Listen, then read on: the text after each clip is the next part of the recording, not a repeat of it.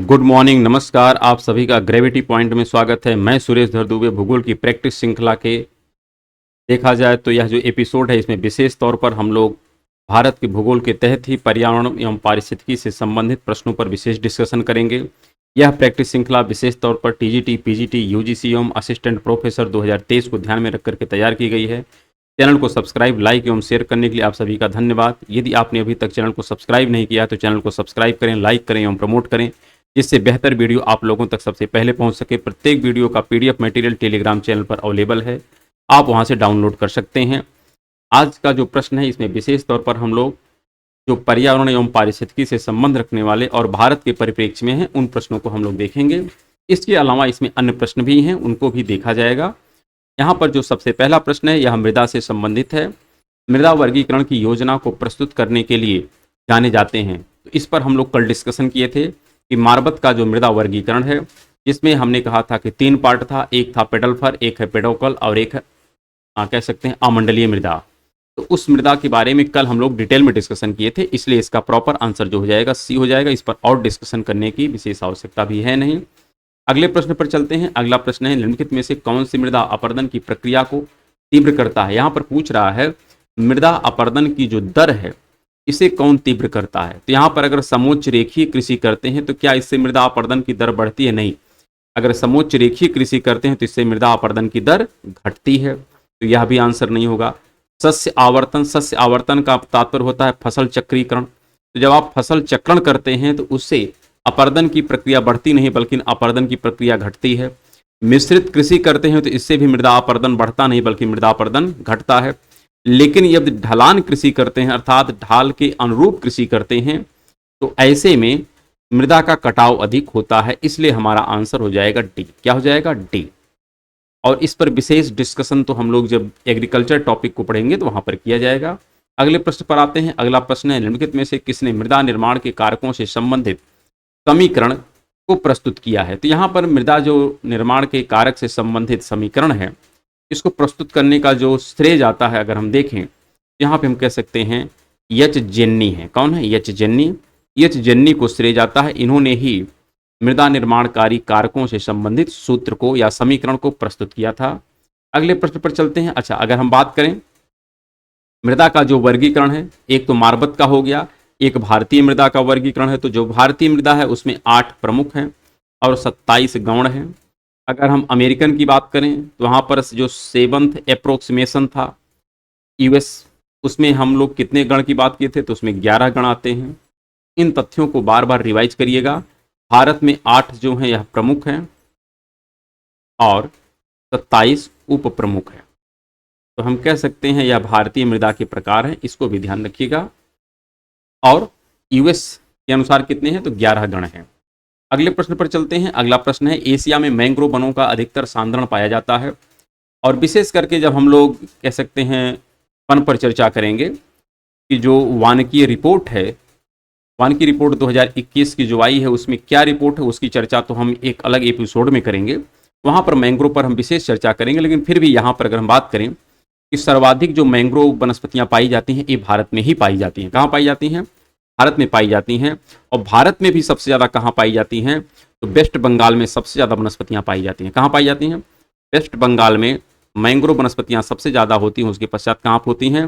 गुजरात पर। इस पर भी हम लोग पिछले एपिसोडों में डिस्कस कर चुके हैं, उसको आप जा करके देखिएगा। इसलिए क्रमबद्ध तरीके से प्रश्नों को देखना है कि जिससे प्रत्येक प्रश्न एकदम सीरियल वाइज आपको कॉन्सेप्ट के साथ याद हो सके।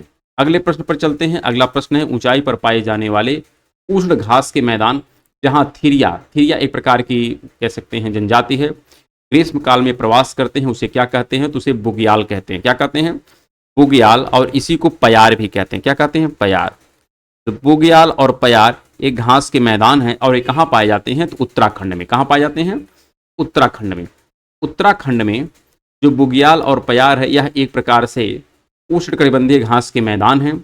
और ये कहाँ पाए जाते हैं? तो हमने आपके साथ डिस्कस किया था कि लघु हिमालय और शिवालिक हिमालय के मध्य में एक घाटी है जिसका नाम है MBF। क्या नाम है? MBF, या इसी को हम कह रहे थे MBT। तो MBF या MBT, इसी में आपकी दून की घाटी है। क्या है? दून की घाटी है। और इसी में द्वार भी है। तो इसी में अगर हम बात करें, इसी एफ या एमबीटी की घाटी में जो घास के मैदान है, उसी घास के मैदान को नाम क्या दिया गया, बुग्याल और प्यार। इसी प्रकार से अगर हम बात करें कि ग्रेट हिमालय और लघु हिमालय के मध्य में भी एक घाटी है, इसका नाम है यम सिटी। क्या नाम है, यम सिटी। अगर हम यम सिटी की बात करें तो यम सिटी को ही कहते हैं कश्मीर की घाटी। क्या कहते हैं, कश्मीर की घाटी। और यहाँ पर जो घास के मैदान पाए जाते हैं उसको कहते हैं गुलमर्ग सोनमर्ग। क्या कहते हैं, गुलमर्ग है और सोनमर्ग। तो गुलमर्ग और सोनमर्ग जो घास के मैदान है ये कहाँ पर हैं, तो यह जम्मू कश्मीर में है। कहाँ पर हैं, जम्मू कश्मीर में है, जो यमसिटी की घाटी में पाए जाते हैं या कश्मीर की घाटी में पाए जाते हैं। और ये कहाँ पर हैं, तो जम्मू एंड कश्मीर में। और यह किसके किसके बीच में है, तो यह ग्रेट हिमालय है और नीचे लघु हिमालय। तो ग्रेट हिमालय और लघु हिमालय के बीच की जो घाटी है यमसिटी या यम कश्मीर की घाटी, उसमें गुलमर्ग सोनमर्ग। और इसी प्रकार से लघु हिमालय और शिवालिक हिमालय के मध्य में जो घाटी है जिसको हम कहते हैं एमबीएफ या एमबीटी या दोनों की घाटी या द्वार, ऐसी में कुल्लू घाटी भी आती है। इसमें जो घास के मैदान है उसको कहते हैं बुग्याल और प्यार। तो इन तथ्यों को ध्यान रखिएगा जिससे प्रश्न बनाने में हमको कोई असुविधा ना हो। अगले प्रश्न पर चलते हैं। अगला प्रश्न हमारा काफ़ी अच्छा है, भारत का पहला बायोस्फीयर रिजर्व। अब यहाँ पर आपको क्लियर करना है कि भारत का जो पहला बायोस्फीयर रिजर्व है, इसके विषय में कल हम लोग स्पेशल चर्चा किए थे कि बायोस्फीयर रिजर्व की जो संकल्पना है यह एमएबी प्रोग्राम के तहत हुई है। किसके तहत, एमएबी प्रोग्राम। और एमएबी प्रोग्राम को किसने शुरू किया था, तो यूनेस्को के तहत इसकी शुरुआत की गई है। किसके तहत, यूनेस्को। यूनेस्को के तहत एमएबी प्रोग्राम आया है, कब का है, 1971 का है, मैन एंड बायोस्फीयर प्रोग्राम। और इसका जो सदस्य भारत बनता है, भारत इसका कब सदस्य बनता है, तो 1976 में भारत इसका सदस्य बनता है। और भारत का जो सबसे पहला जैवमंडल आरक्षित क्षेत्र है वह है नीलगिरी। क्या है, नीलगिरी। तो भारत का सबसे पहला जैवमंडल आरक्षित क्षेत्र है नीलगिरी, और ये कब बना है, तो 1986 में। इन तथ्यों को ध्यान रखिएगा क्योंकि यहाँ से प्रश्न पूछे जाते हैं। इसका प्रॉपर आंसर हो जाएगा नीलगिरी। और नीलगिरी का लोकेशन अगर हम बात करें तो यह तमिलनाडु के क्षेत्र में आता है। कहाँ पर आता है, तमिलनाडु के क्षेत्र में आता है। और यह यूनेस्को की साइट पर भी एक जैवमंडल आरक्षित क्षेत्र है। अगले प्रश्न पर चलते हैं। अगला प्रश्न भी इसी से संबंध रखने वाले हैं। यूनेस्को के द्वारा जो मैन एंड बायोस्फीयर प्रोग्राम है, अर्थात मैन और बायोस्फीयर कार्यक्रम के आधार पर निम्नलिखित में से कौन बायोस्फीयर रिजर्व के विश्व नेटवर्क का हिस्सा नहीं। विश्व नेटवर्क का तात्पर्य है कि टोटल भारत सरकार ने कितने अभी तक जैवमंडल आरक्षित क्षेत्र घोषित किए हैं, तो 18। लेकिन 18 में से 12 जो हैं इनको विश्व नेटवर्क पर स्थान प्राप्त है। तो भारत में जो टोटल बायोस्फीयर, ध्यान रखिएगा, जो टोटल बायोस्फीयर है, अगर हम इसकी बात करें, बायोस्फीयर टोटल की अगर हम बात करें तो भारत में कितने हैं, 18 हैं। लेकिन जो विश्व नेटवर्क पर हैं, विश्व स्तर पर हैं, इसमें कितने हैं, 12 हैं। इस पर चर्चा हम लोग कल किए थे। तो ये कौन कौन से हैं, अगर इनके नाम की हम चर्चा करें तो टोटल 18 में आप एक देखे थे हिमाचल प्रदेश में है। कहाँ पर है, हिमाचल प्रदेश में है, जिसका नाम था कोल्ड डेजर्ट। एक है उत्तराखंड में जिसका नाम है नंदा देवी। एक है सिक्किम में जिसका नाम है कंचनजंगा। असम में 2 था, एक डिब्रूगढ़ सैखोवा था और एक मानस था। तो असम में 2 हो गया। अगर हम बात करें अरुणाचल प्रदेश में, अरुणाचल प्रदेश में दिहांग दिबांग है। उसी प्रकार अगर हम बात करें आपका मेघालय में, तो मेघालय में नोकरे था। क्या था, नोकरे था। वेस्ट बंगाल में अगर हम बात करें तो वहाँ पर सुंदरबन है। सिमलीपाल आपका उड़ीसा में है। शेषाचलम आपका आंध्र प्रदेश में है। तमिलनाडु में जो है नीलगिरी है, और तमिलनाडु के सेक्शन में ही आती है मन्नार की खाड़ी। और केरल में अगर हम बात करें तो यहाँ पर अगस्थ्यमलाई है। कौन है, अगस्थ्यमलाई है। फिर अगर हम ऊपर आते हैं तो यहाँ पर कच्छ की खाड़ी है। फिर 3 आपके 2 मध्य प्रदेश में है, एक का नाम पन्ना है और एक का नाम पंचमढ़ी है। एक का नाम है जिसको कहते हैं अचान कमार अमरकंटक, और ये कहाँ पर है, तो यह छत्तीसगढ़ और मध्य प्रदेश की बॉर्डर पर है। और एक आपका है ग्रेट निकोबार। इस प्रकार टोटल हमारे 18 बायोस्फीयर रिजर्व हैं। 1 2 3 4 ऐसे आप काउंट कर सकते हैं, टोटल 18 हैं। लेकिन इसमें से केवल 12 ऐसे हैं कि जो विश्व विरासत मतलब विश्व नेटवर्क पर स्थान जिनको प्राप्त है। और इसमें कौन कौन से, अगर हम इसकी बात करें तो 3 ध्यान रखिएगा आपके इस क्रम में है। एक आपका यहाँ पे मिल जाता है नंदा देवी। कौन मिल जाता है, नंदा देवी। इसके हाँ, एक है नंदा देवी और एक अगर बात करें तो आपको मिल जाता है कंचनजंगा, एक मिलता है आपका नौकरी। ये तीन जो हैं यह इधर से आ जाते हैं। फिर यहाँ पर सुंदरबन है, यहाँ पर सिमलीपाल है। फिर अगर हम बात करें तो तीन यहाँ पर मिलते हैं, एक आपका है नीलगिरी, एक आपका मन्नार की खाड़ी और एक है अगस्थमलाई। और इसके अलावा तीन आपके ए वाले हैं, ये भी। तो आप ऐसे क्रम से गिन सकते हैं, तीन आपके देखिए उत्तर में हैं, दो यहाँ पर हैं और तीन नीचे हैं, तीन मध्य में हैं। तो ऐसे में तीन तीन छः, तीन नौ, दो 11 और एक आपका है यहाँ। तो इस प्रकार टोटल 12 आपके विश्व नेटवर्क पर बायोस्फीयर रिजर्व है भारत के। और वैसे भारत में कितने हैं टोटल, तो 18 हैं। तो इसमें कौन सा नहीं यही बताना है। तो मन्नार की खाड़ी तो है ही क्योंकि यहाँ पर है। फिर शेषाचलम, शेषाचलम आंध्र प्रदेश में है और यह शेषाचलम जो है यह कह सकते हैं 18 में नहीं आता है, तो इसलिए यही हमारा आंसर हो जाएगा। बाकी सुंदरबन भी एक वैश्विक स्तर पर है, नीलगिरी भी है, मन्नार की खाड़ी भी है, लेकिन शेषाचलम नहीं है, इसलिए यही हमारा आंसर हो जाएगा बी। अगले प्रश्न पर चलते हैं। अगला प्रश्न भी काफ़ी बेहतर है। आप देख सकते हैं निम्नलिखित में से कौन सा हॉट स्पॉट पश्चिमी घाट में स्थित नहीं है। अगर हम हॉट स्पॉट की बात करें तो हॉट स्पॉट की जो संकल्पना है यह संकल्पना 1988 और 1990 की संकल्पना है। इसके तहत अगर पूरे विश्व में हम बात करें जो हॉट स्पॉट हैं तो उसमें टोटल मिलते हैं आपके 35 हॉट स्पॉट हैं। और इस 35 हॉट स्पॉट में 4 आपके हॉट स्पॉट भारत में हैं। इसमें से 4 कहाँ पर हैं, भारत में हैं। ये तथ्य ध्यान रखिएगा। और भारत में कौन कौन से अगर हम इनकी बात करें तो एक आपका पश्चिमी हिमालय मिलता है, अरे पूर्वी हिमालय मिलता है। कौन मिलता है इसमें भारत में अगर हम बात करें तो एक मिलता है पूर्वी हिमालय, पूर्वी हिमालय। एक मिलता है पूर्वोत्तर, क्या मिलता है, पूर्वोत्तर प्लस म्यांमार है। और अगर हम तीसरे की बात करें तो पश्चिमी घाट है, क्या है, पश्चिमी घाट। और इसी में आ जाता है श्रीलंका, तो पश्चिमी घाट प्लस श्रीलंका। और एक आपका है Andaman Nicobar plus Sundaland. Sundaland किसका पार्ट है, तो इंडोनेशिया का है। इस प्रकार टोटल भारत में 4 आपके हॉट स्पॉट हैं। कितने हैं, 4 हैं। इन तथ्य को एकदम क्लियर याद रखिएगा। और इसी में प्रश्न पूछा है कि कौन सा हॉट स्पॉट में स्थित नहीं है। तो अन्नामलाई अगर हम बात करें तो यह आपका देखिए ये पश्चिमी घाट का पार्ट है, तो यहाँ पर है। फिर यह पूर्वी हिमालय है, ये पूर्वोत्तर का है, और एक आपका यहाँ पर है। 4 हैं। तो इस आधार पर अगर हम बात करें तो अन्नामलाई है, नीलगिरी भी है, साइलेंट वैली, ये सब पश्चिमी घाट के ही पार्ट हैं। लेकिन सुंदरबन जो है, सुंदरबन यहाँ पाया जाता है और यह किसी भी हॉट स्पॉट के दायरे में नहीं आता है, इसलिए यही हमारा आंसर हो जाएगा। बाकी विशेष चर्चा हम लोग पर्यावरण में और डिटेल में करेंगे। तो आइए अगले प्रश्न पर चलते हैं। अगला प्रश्न, पर्यावरण सुरक्षा अधिनियम पारित हुआ था तो 1986 का यह है। कब का है, 1986 का है। बाकी और भी कई अधिनियम है। अगर इसकी हम बात करें तो एक स्टॉकहोम सम्मेलन की बात आती है। किसकी बात आती है, स्टॉकहोम सम्मेलन। ये जो स्टॉकहोम सम्मेलन है यह 1972 का है। कब का है, 1972 का है।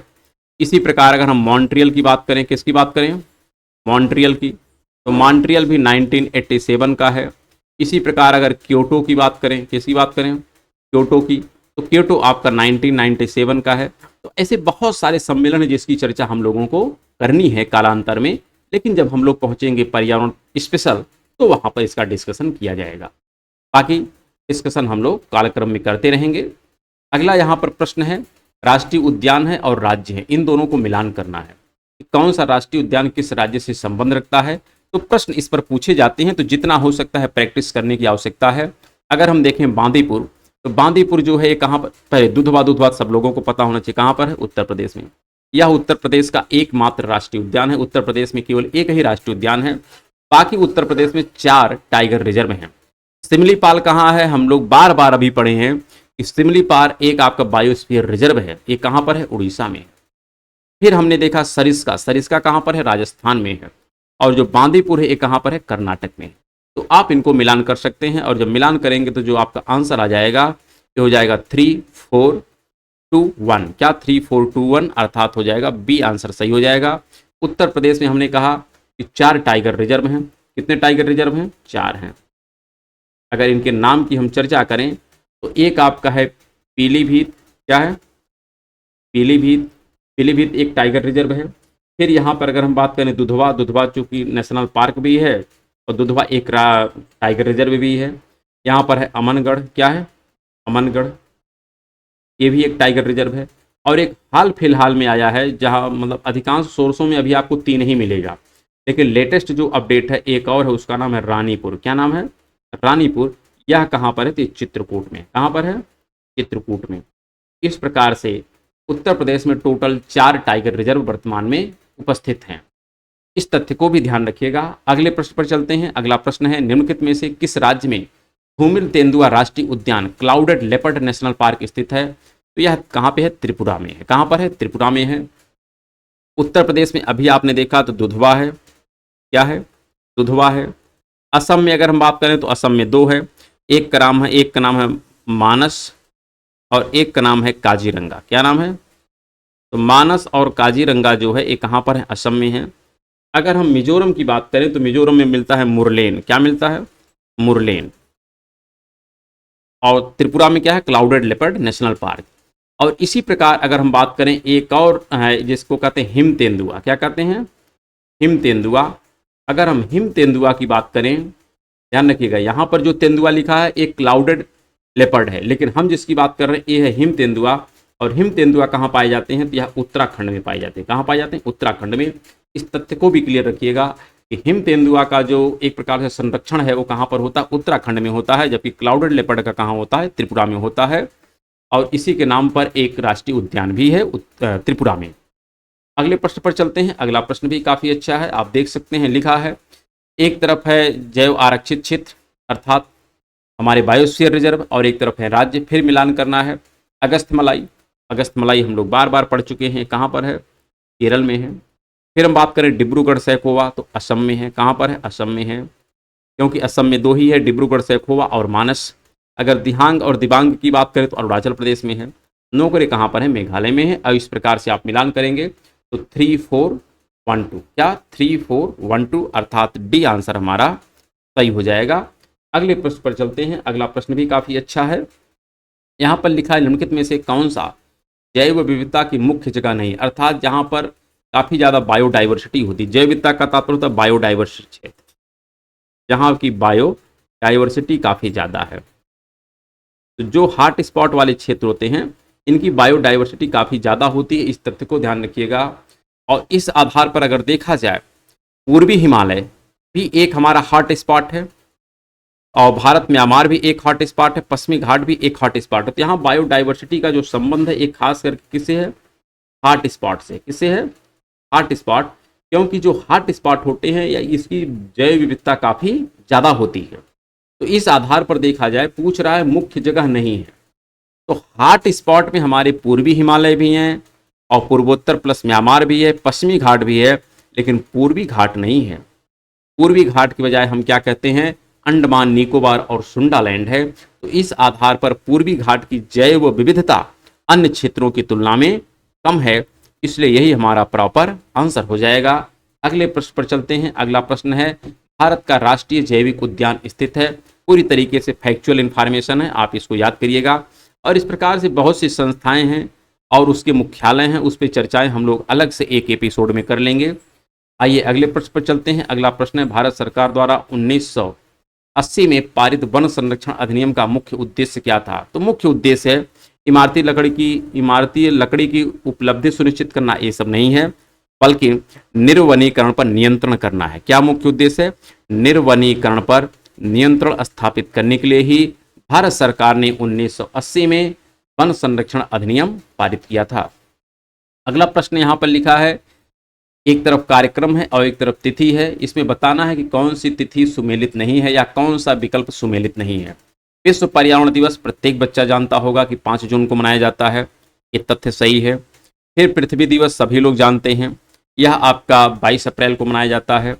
अगर हम बात करें विश्व जनसंख्या दिवस भी 11 जुलाई को मनाया जाता है। लेकिन जो विश्व पर्यावरण दिवस है, क्या विश्व पर्यावरण दिवस 10 जनवरी को नहीं मनाया जाता है, बल्कि अगर देखा जाए तो यह 5 अक्टूबर को मनाया जाता है। कब मनाया जाता है? 5 अक्टूबर को। 5 अक्टूबर को विश्व पर्यावरण दिवस मनाया जाता है। इसलिए यही आंसर, चूंकि बताया है ना कि कौन सा सही नहीं है, तो यही सही नहीं, बाकी सब सही हैं, इसलिए हमारा आंसर यही हो जाए। ये हमारा सही आंसर है, बाकी सब सही है, लेकिन चूंकि हमको गलत को मिलाना है इसलिए हमारा बी आंसर सही हो जाएगा। अगले प्रश्न पर चलते हैं। अगला प्रश्न यहां पर लिखा है, कॉर्बेट नेशनल पार्क अवस्थिति है।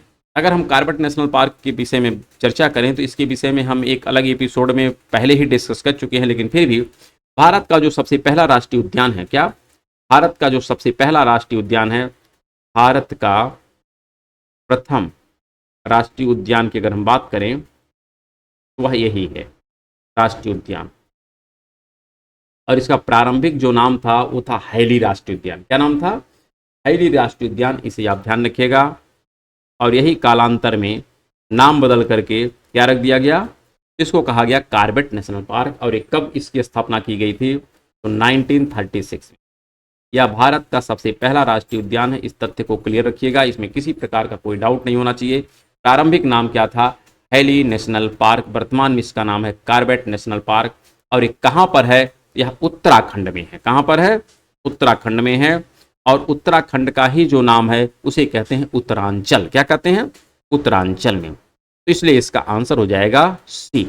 अगले प्रश्न पर चलते हैं। अगला प्रश्न और बेहतर है, देख सकते हैं। भारत में 2021 तक कितने राष्ट्रीय उद्यान अधिसूचित किए गए हैं? तो इस प्रकार से भारत में कितने राष्ट्रीय उद्यान होते हैं, कितने वन्य जीव अभ्यारण्य होते हैं, कितने संरक्षण रिजर्व होते हैं, या कितने सामुदायिक रिजर्व होते हैं, या कुल संरक्षित क्षेत्र कितने होते हैं, इसके विषय में जो हमको प्रॉपर आंकड़ा प्राप्त होता है उसके लिए एक प्रॉपर साइट है, और यह गवर्नमेंट की है, जिसको कहते हैं इनविस। क्या कहते हैं? इनविस। तो इनविस की साइट से हमको आंकड़े प्राप्त होते हैं। और अभी तक इनविस की जो लेटेस्ट रिपोर्ट है वो 2021 की है। इसको कहते हैं ENVIS centre on wildlife and protected areas. इसके तहत जो टोटल संरक्षित एरिया है भारत में, या संरक्षित क्षेत्रों की संख्या वो है 997। कितने राष्ट्रीय उद्यान हैं वर्तमान में? तो 106 हैं। कितने वन्य जीव अभ्यारण्य हैं? तो 564 हैं। कितने संरक्षण रिजर्व हैं? तो 99 हैं। कितने सामुदायिक रिजर्व हैं? तो 218 हैं। प्रॉपर इन सब पर क्या डिफरेंस है, कैसे इनकी स्थापना होती है, इन सब पर अलग से डिस्कशन हम लोग पर्यावरण के एपिसोड में करेंगे। तो अभी हम अगले प्रश्न पर चलते हैं। अगला प्रश्न पुनः राष्ट्रीय उद्यान और राज्य है, इनको मिलान करना है और बताना है कौन सा एक सुमेलित है। इसका तात्पर्य है कि 3 गलत है, केवल एक ही सही है। इंद्रावती, इंद्रावती लिख रहा है झारखंड, तो झारखंड में नहीं है, बल्कि ये कहाँ पर है? ये छत्तीसगढ़ में है। इस तथ्य को क्लियर रखिएगा। ये कहाँ पर है? छत्तीसगढ़ में है। हाँ, कांगेर घाटी छत्तीसगढ़ में है, ये सत्य है और यही आंसर भी होगा। जबकि अगर हम ओरंग की बात करें तो ओरंग कहाँ पर है? असम में है। कहाँ पर है? असम में है। ओरंग असम में है, इस तथ्य में कोई डाउट नहीं होना चाहिए। अगर हम नामधापा की बात करें तो नामधापा आपको मिलता है अरुणाचल प्रदेश में। कहाँ मिलता है? अरुणाचल प्रदेश में। और इस प्रकार से हम, हाँ, ये हो जाएगा अरुणाचल प्रदेश। क्या हो जाएगा? अरुणाचल प्रदेश, एपी। अरुणाचल प्रदेश ध्यान रखिएगा, आंध्र प्रदेश में ध्यान रखिएगा, क्योंकि पूरा नहीं लिख रहे हैं बल्कि संक्षेप में लिख रहे हैं, तो कभी काल संक्षेप में बाद में आप लोगों को कन्फ्यूजन हो सकता है, तो इसलिए इसको कहिएगा ये है अरुणाचल प्रदेश। क्या है? अरुणाचल प्रदेश। नामधापा कहाँ है? अरुणाचल प्रदेश में है। ओरंग कहाँ? असम में है। इंद्रावती कहाँ है राष्ट्रीय उद्यान? तो यह छत्तीसगढ़ में है। और कांगेर घाटी जो बस्तर का क्षेत्र होता है वो कहाँ पर है? छत्तीसगढ़ में है। तो इसमें केवल एक ही विकल्प सुमेलित है, बाकी सब सुमेलित नहीं है, इसलिए इसका आंसर हो जाएगा पहला। अगले प्रश्न पर चलते हैं। अगला प्रश्न है, एक तरफ झूम कृषि है और एक तरफ प्रदेश है। यहाँ पर प्रवेश नहीं है, ध्यान रखिएगा। ये क्या होना चाहिए? यह प्रदेश होना चाहिए। ये प्रदेश है, अर्थात किस क्षेत्र से संबंध रखता है। इसी प्रकार यहाँ पर देखिए यह पूर्व होना चाहिए। क्या होना चाहिए? पूर्व होना चाहिए। तो कभी काल थोड़ा टाइपिंग में स्प्रिंट हो सकता है, ये मान सकते हैं, तो कुछ आपको भी मैनेज करना होगा अगर इस प्रकार की त्रुटि है। तो यहाँ पर है झूम कृषि। झूम कृषि को कहाँ पर नाम दिया गया? झूम कृषि अगर इसके विषय में पूछ रहा है तो ध्यान रखिएगा, जो हमारा पूर्वोत्तर का सेक्शन होता है, कौन सा? पूर्वोत्तर के क्षेत्र में हम लोग झूम कृषि कहते हैं, और इसी को स्थानांतरित कृषि भी कहते हैं, क्योंकि वनों को काटा जाता है और जो उससे एक जमीन प्राप्त होती है उस जमीन पर कृषि किया जाता है। और इस प्रकार की कृषि ज़्यादातर जो ट्राइबल कम्युनिटी होती हैं वही करती हैं।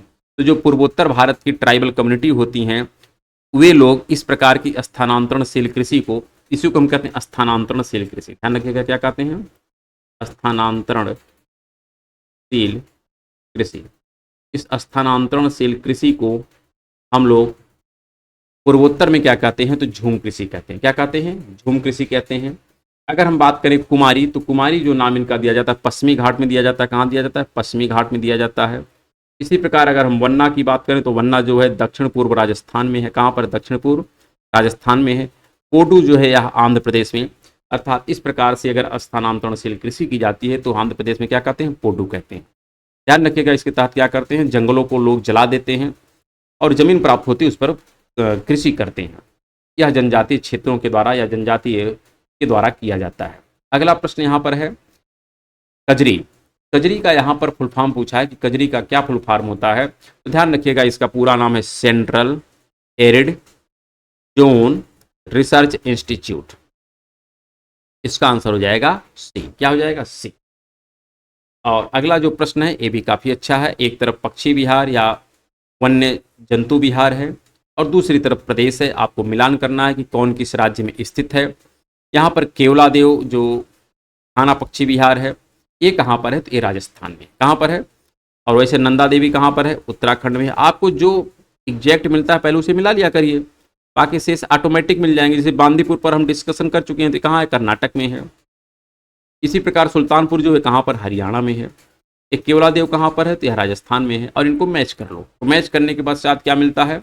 यानी 3, उसके पश्चात 1, उसके पश्चात 4 और फिर 2। इस प्रकार आपका आंसर हो जाएगा बी। तो इस प्रकार से आज का जो एपिसोड था, जो खास करके पर्यावरण एवं पारिस्थितिकी से संबंध रखने वाले और इसके अलावा कुछ मृदा तथा अन्य छोटे मोटे टॉपिकों पर डिस्कशन किया गया है। और इसी के साथ आज के एपिसोड को हम समाप्त करते हैं। कल पुनः एक एपिसोड में आपके साथ मुलाकात करेंगे। तब तक के लिए नमस्कार, धन्यवाद।